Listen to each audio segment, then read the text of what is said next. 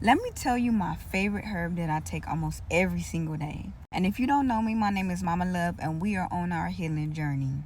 This little bugger, yes. This is the clove, okay? I use this clove when I'm brushing my teeth, so I chew this clove before I brush my teeth with bentonite clay. It's really good for if you have a toothache, if you have cavities, this will take it on out. If I feel like I'm about to get sick, I will boil this and make a little tea and drink this. I even make clove and star anise soap. If anyone is interested in that, click the link in my bio. So I bathed in this. It's really good for skin health. So if you have acne problems, if you have eczema, anything that is dealing with the skin, that has fungus on your skin, bacteria on the skin, if you wash your butt with some clove soap, I promise you your skin will start to be healthy.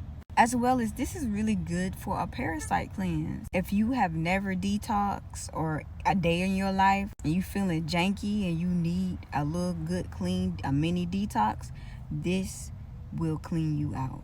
If you like more videos like this, comment your questions and I will address them. See y'all in the next video. Peace.